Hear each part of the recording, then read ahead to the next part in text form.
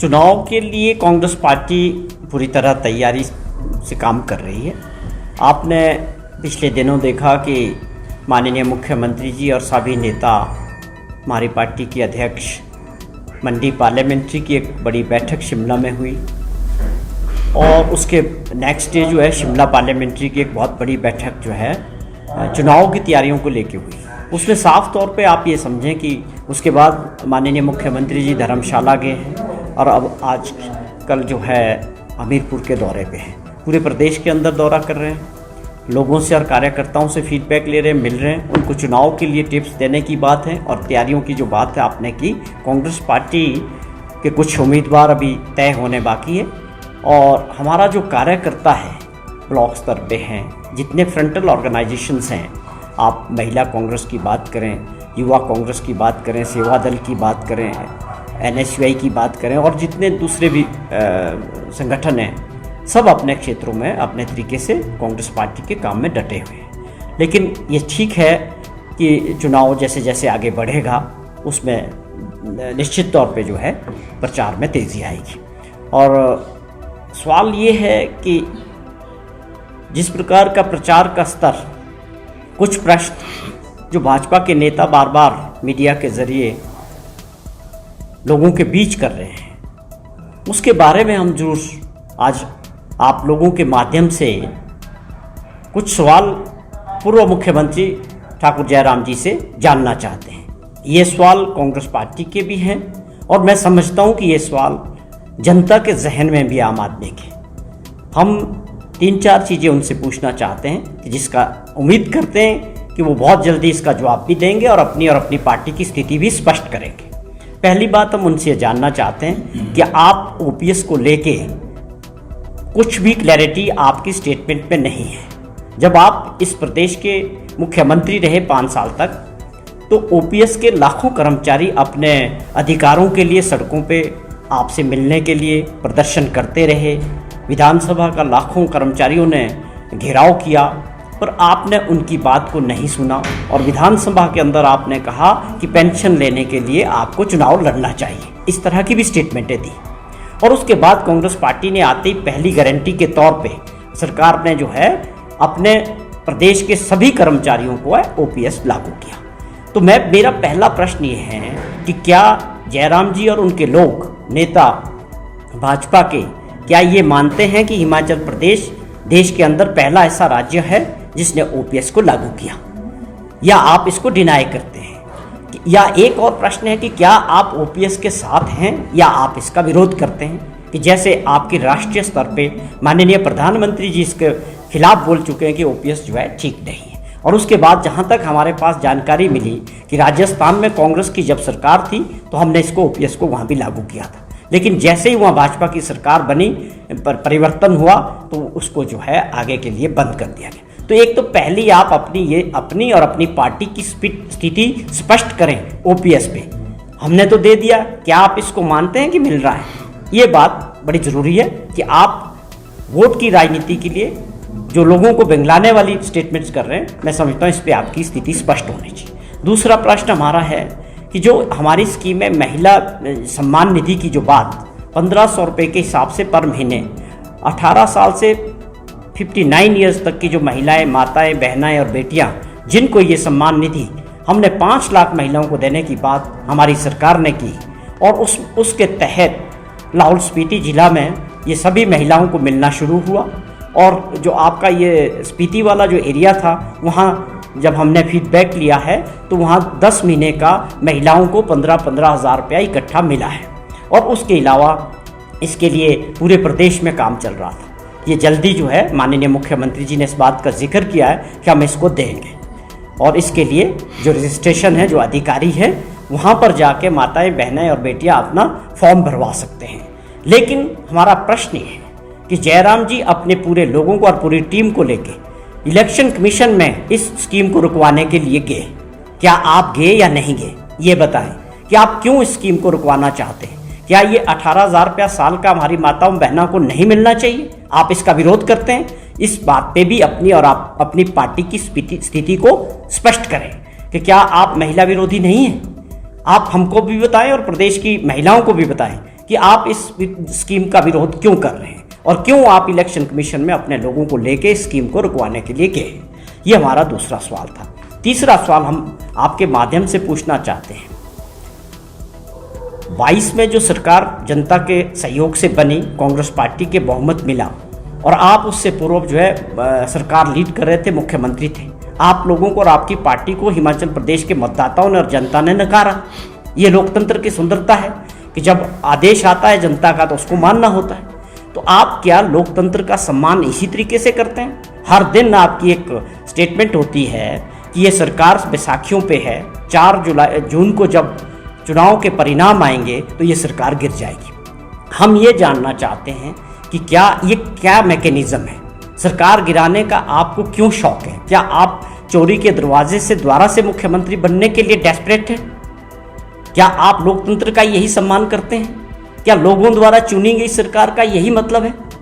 5 साल के लिए लोगों ने मौका दिया है। आप जिस सरकार को लोगों ने चुना उनको काम करने का मौका दीजिए। आप विपक्ष में बैठ के उन चीज़ों में कोई कमियां ढूंढिए, अच्छी बात की तारीफ करिए। जिस प्रकार से जो घटनाक्रम हुआ, आपकी पार्टी ने एक चुनी हुई सरकार को धन बल के जरिए गिराने का जो प्रयास किया, इसकी सारी जवाबदेही आपको, आपके लीडर्स को और उन सभी लोगों को जो आपने बागी तौर पे कांग्रेस पार्टी को धोखा देके जो बिक गए हैं सीधे तौर पे पैसे के लिए, और उन सभी को आपने जिस प्रकार से बागियों को टिकट देके भाजपा ने, क्या आपके परिवार में उसका विरोध नहीं है? भाजपा में क्या वहाँ कार्यकर्ता और आपके नेताओं ने इस बात का विरोध नहीं किया? बहुत सारे ऐसे नेता थे जिन्होंने ओपनली, आप देखें लाहौल स्पीति से इनके senior leader doctor Ramlal Markande ने पार्टी छोड़ दी विरोध में, और बहुत सारे ऐसे नेता सीनियर लीडर जिनने इसका सरेआम विरोध किया। उन लोगों का क्या जो आपके कार्यकर्ता थे, आपके नेता थे, वर्षों से भाजपा का काम कर रहे थे। मेरा कहने का मतलब ये है, इस बात को लेके बड़ा भारी रोष भाजपा के वर्करों में, भाजपा के नेताओं में है कि आपने सारे के सारे बागी लोग कांग्रेस से उठा के उनको सबको टिकट दे दिया, उनके अधिकारों को आपने पूरी तरह से ख़त्म कर दिया। ये एक बहुत बड़ा रोष भाजपा के अंदर भी है। तो ये बातें हैं, कुछ चीज़ है जो हम जयराम जी से जानना चाहते हैं कि आप इन बातों को लेके अपनी पार्टी की अपनी स्थिति हिमाचल प्रदेश के लोगों के सामने और मतदाताओं के सामने स्पष्ट करें कि बाकायदा आप बार बार भ्रमित बयानबाजी करके लोगों को गुमराह करके वोट की जो राजनीति कर रहे हो, उससे प्रदेश के लोगों पे और मतदाताओं पे ज़्यादा असर होने वाला नहीं। जहाँ तक सवाल है इन 6 लोगों का जिन्होंने कांग्रेस पार्टी के चिन्ह पे चुन के आए थे और कांग्रेस के लीडरशिप को भी धोखा दिया, अपने मतदाताओं को भी धोखा दिया, जिस प्रकार से सरकार गिराने के षड्यंत्र में ये लोग शामिल रहे, और जो आप समझें कि विधानसभा के बाद राज्यसभा में अपना मत देने के बाद बाहर चले गए, स्टेट से बाहर, और 1 महीने इन सभी लोगों को राज्य से बाहर रहना पड़ा। 5 स्टार होटल्स में इनको रखा गया, हेलीकॉप्टर्स द्वारा इनको लाने और ले जाने का जो इंतज़ाम था सारा भाजपा के लोगों ने और नेताओं ने किया। तो ये सबके सामने था क्यों ये सारी साजिश हुई, क्यों एक चुनी हुई सरकार जो लोगों के लिए काम कर रही थी उसको गिराने का षड्यंत्र, भाजपा का जो ये लोटस वाला जो ऑपरेशन है वो हिमाचल प्रदेश के लोगों ने फेल किया। आज हमारी सरकार पूरे बहुमत के साथ मजबूत है, उसको हमने विधानसभा के अंदर इस बात को साबित किया, बजट पास करा के और अपना बहुमत साबित किया। और आगे भी जो चुनाव हो रहा है, हमें पूरी उम्मीद है कि हिमाचल प्रदेश के लोग, मतदाता, देवभूमि में जो कुछ हुआ, खरीदो फरोख्त की ये राजनीति, लोकतंत्र को कमज़ोर करने वाली जो राजनीति भाजपा का जो मॉडल है विपक्ष की सरकारों को गिराने का, मैं समझता हूँ ये सही वक्त आ गया है। हिमाचल प्रदेश का मतदाता पूरे देश के लिए रास्ता दिखाएगा कि जो लोग इस तरह की राजनीति करेंगे वो दोबारा विधानसभा में चुन के नहीं जा सकते। ये मैं अपील भी करता हूँ अपने प्रदेशवासियों से कि हमें और आपको ये मौका मिला है देश के अंदर इस तरह की राजनीति को रोकने का और लोकतंत्र को मजबूत करने का। इसको आप 1 तारीख को जब चुनाव होगा, इन सभी जगह इन लोगों को भी और सबक सिखाएंगे और पूरे देश में भी एक मैसेज देंगे कि लोकतंत्र में ऐसी राजनीति के लिए कोई जगह नहीं। सर, बिंदल साहब ये कह रहे हैं कि कांग्रेस के मैनिफेस्टो में मोहम्मद अली जिन्ना की आत्मा घुस गई। बहुत छोटी बयानबाजी हो रही है। ऐसा बढ़िया मैनिफेस्टो है, हम न्याय की बात कर रहे हैं, महिलाओं के लिए न्याय, युवाओं के लिए न्याय, किसानों के लिए न्याय। आप पढ़िए उस मैनिफेस्टो को, आप लोग खुद भी देखिए। ये एक देश के अंदर जिस तरह का माहौल बनाया जा रहा है, हमें बड़ा दुख है कि माननीय प्रधानमंत्री जी जनसभाओं में कांग्रेस पार्टी के नेताओं को और कांग्रेस को कोसने का काम कर रहे हैं। होना ये चाहिए था, आपको 10 साल का अपना हिसाब जनता के सामने रखना चाहिए था। देश किन मुद्दों पे चुनाव लड़ेगा, वो मुद्दे होने चाहिए थे देश के विकास के, युवाओं को रोजगार के मुद्दे होने चाहिए थे। आप 10 साल बाद चुनाव को भटकाने का काम कर रहे हैं। मैं समझता हूं कि पूरी तरह से प्रधानमंत्री जी और इनकी टीम इस बात को जानती है कि इस बार एंटी इनकम्बेंसी फेस कर रहे हैं और इनका जो नंबर है बहुत नीचे आने वाला है। ये प्रचार के माध्यम से लोगों को भ्रमित करने का एक जो प्रोपेगेंडा कर रहे हैं, 400 सीटों के जो सपने दिखा रहे हैं, ये सीधे तौर पे जो है चुनाव को इन्फ्लुएंस करने की राजनीति अपने मीडिया के कुछ दोस्तों के थ्रू जो ये चल रहा है देश के अंदर। लेकिन हमें पूरा उम्मीद है कि लोग बहुत जागरूक है, देश के बदलाव की तरफ देश जा रहा है और निश्चित तौर पे जो है इस तरह का प्रोपेगेंडा करके आप जो है लोगों को गुमराह नहीं कर सकते। लेकिन नरेश जी, वही जयराम जी ये भी कह रहे हैं कि ऑपरेशन लोटस जो है वो थोपा जा रहा है, लेकिन उनके खुद के ही विधायक नाराज थे और मुख्यमंत्री जो हैं वो अपने जो मित्र हैं उनके साथ व्यस्त रहे हैं। साथ में उन्होंने कहा कि प्रदेश में कानून व्यवस्था भी बिगड़ती हुई नजर आ रही है। लगातार इस तरह के मामले सामने आ रहे हैं, चाहे बद्दी में गोलीकांड हो या फिर पालमपुर में एक महिला के जिस तरह से दराड़ से हमला होता है। देखिए, एक चीज तो साफ दिखती है, जयराम जी मुख्यमंत्री जाने के बाद काफ़ी परेशान है, वापसी के लिए बड़े तड़फ रहे हैं। उनको लगता है कि वाकई वहाँ मज़ा था। आपने 5 साल, पहली बात है आप बताइए कि आपके 5 साल में क्या मॉडल था? सिर्फ डबल इंजन का सरकार, कर्जा लेने का मॉडल। आपको याद किया जाएगा जयराम जी इस प्रदेश में हमेशा, जो पुलिस भर्ती में पर्चे बिके, जो हमीरपुर में चयन बोर्ड में जिस प्रकार से सारे पर्चे लीक हो रहे थे, बिक रहे थे, हिमाचल प्रदेश में इस तरह की व्यवस्था बनाने वाले आप थे पहले मुख्यमंत्री जिनके राज में ये चीज़ें हिमाचल प्रदेश में शुरू हुई। वो अपने आप ने प्रदेश को जो है देश के अंदर अपमानित हुए कि हिमाचल प्रदेश में कभी ऐसी देवभूमि में ये घटनाएं नहीं होती कि यहाँ पर बच्चे मेहनत कर रहे हैं रोजगार के लिए और वो पर्चे बिक जाए लाखों रुपए में। ये किया आपने 5 साल में, और कर्जों का जो बोझ था वो प्रदेशवासियों पे लादा, और जब आप गए तो खजाना खाली करके गए। आपको इन सभी चीज़ों का जवाब लोकतंत्र में जनता ने दिया। आपको वो समझना चाहिए कि आपको विपक्ष में बैठने का आदेश है। आप किस तरह की लोटस, ऑपरेशन लोटस की बात करते हैं? क्या उन लोगों का खर्चा, उन लोगों को 1 महीने प्रदेश से बाहर रखने की कौन थे उसके पीछे? भाजपा के लोग थे, भाजपा के नेता थे, आप लोग थे। और उनके लिए हेलीकॉप्टर का इंतजाम करना, उनको लाना ले जाना, वो कैसे आज आपकी पार्टी से चुनाव लड़ रहे हैं? अगर आप इसके पीछे नहीं थे तो वो क्यों आपकी पार्टी से चुनाव लड़ रहे हैं? सारे बागी।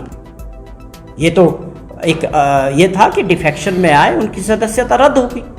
मैं समझता हूं कि कोई व्यक्ति आज गांव का, पंचायत का प्रधान बनने के लिए तरसता है। अगर किसी को विधायक बनाया, लोगों ने चुन के भेजा, तो उनकी जिम्मेवारी थी कि वहां की जनता की सेवा करते। आप किस वजह से जो है अपनी पार्टी के खिलाफ गए, अपनी सरकार के खिलाफ गए? वही तो लोटस ऑपरेशन था इसके पीछे। सीधे तौर पे जो है करोड़ों रुपए का लेन देन हुआ है और वो एस्टेब्लिश होगा आने वाले समय में। लेकिन ये प्रथा हिमाचल प्रदेश में चलने वाली नहीं। लेकिन क्या लगता है आपको, इंटेलिजेंस फेलियर रहा है? सरकार पता नहीं कर पाई है कि जो साथ में डिनर करते हैं वही अगले दिन पार्टी छोड़कर जो है वो दूसरे दल में जुड़ जाते हैं। देखिए, इस पे मुख्यमंत्री जी ने भी जिक्र किया कि जो लोग साथ हो, जो आपके साथ शाम को साथ हो, ब्रेकफास्ट में साथ हो, आप वो एक साधारण स्वभाव के व्यक्ति, उन्होंने विश्वास किया। अब आपके मन में क्या चल रहा है? आप अपनी पार्टी को, अपने नेता को, अपने जनता को धोखा देंगे तो धोखेबाजों के लिए कोई इंटेलिजेंस नहीं होती। इंटेलिजेंस की जरूरत नहीं पड़ती जिनका करैक्टर नहीं होता, जिनका ईमान नहीं होता, उनके ऊपर क्या इंटेलिजेंस लगाओगे आप?